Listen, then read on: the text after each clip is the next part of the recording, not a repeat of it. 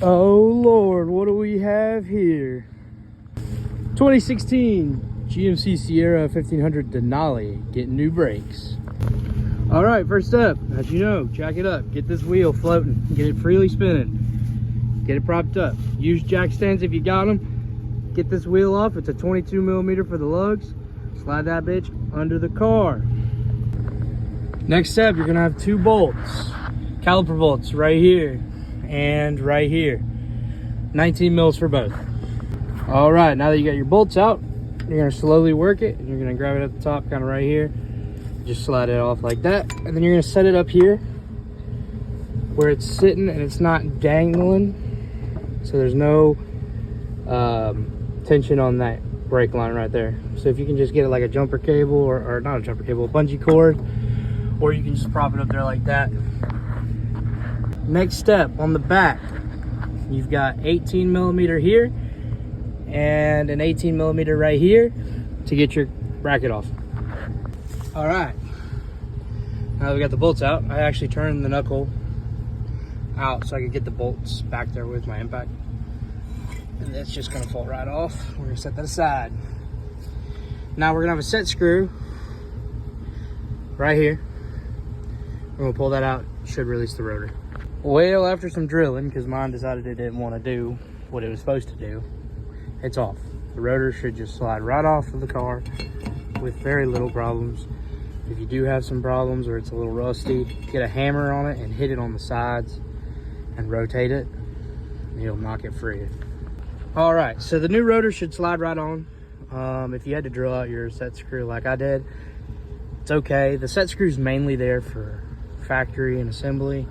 If you want to hold it in place while you're putting on your brackets and stuff so don't move, just take a lug nut, put it on the bottom one right here, run it in, move it into place, put your brackets calipers on, and then you can take that lug nut off. All right, if you haven't done so yet, take your bracket, go ahead, get the old pads out. We're gonna be doing a hardware change on this one too. Get your pads out. Then you're gonna see these metal tabs here. Your new brakes should come with them. You're gonna just grab it here. You're just gonna pull it out. And the same thing goes for this side. I'm gonna turn it around, it's hard to do one-handed. Just pull them out, get rid of them, they're junk. They make a lot of noise. So replace them. I've got new ones right here. I went with the Duralast Gold brakes from AutoZone. They come with the new hardware and the warranty, so do your hardware, people. Hardware is gonna sit just like it is, so you see how it looks like that? It's just gonna go right over that. So get it centered on the bracket, and then you're just gonna pop it in. All right, when you get done, your bracket should look like this with both metal brackets installed. I'm gonna push these in a little more, but that's the idea. All right, now that you get the bracket on, all you gotta do is just slide it on, get it lined up with the holes, tighten it up. I like to start with the top one just so it hangs, and then the bottom should be good. Get them tight, and then we'll put the pads on. All right, now that that bracket's on and nice and tight, we're gonna get our new pads out of the box here. The front one is gonna be the one without the back pad. See how this one has like a little bit of a back pad on it? That's gonna be the one that goes on the back. This one goes on the front. You're gonna just, I like to just set them in like that, line it up at the top, and then just push it in right there. Same thing goes for the back side. Make sure you're orienting the same way. The pad follows the curvature. You're just gonna set it in there, line it up, squeeze it on there, and your new pads are on. All right, so you're gonna wanna go to your AutoZone or local parts store, get you one of these front and rear brake caliper tools just to compress the brake caliper. This one is the part number 57111. I think it was like 50 bucks, but they give you your money back, so it's a free rental. They just wanna make sure. It's gonna come out, it's gonna be in pieces, but it's gonna look like this. Then what you're gonna do, and it's gonna be hard to do one-handed, so I'm just gonna set it up.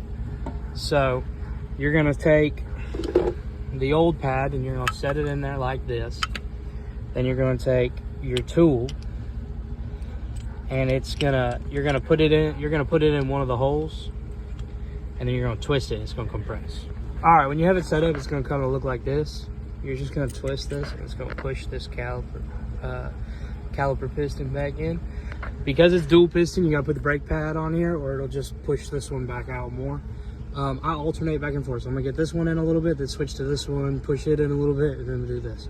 While you're doing this, which I've done off camera, you need to open up your brake reservoir just in case there's some overflow. That way nothing gets broken. All right, now that your pistons are compressed, you're just gonna slide it on over, pinch these real quick, slide it on over, and line it up with your 2 holes back here. All right, now that they're in, make sure they're nice and tight.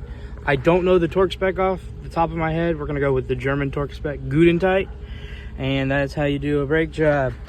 All you got left to do now is take off the lug nut if you put it on to set your rotor in place, and then put the wheel back on.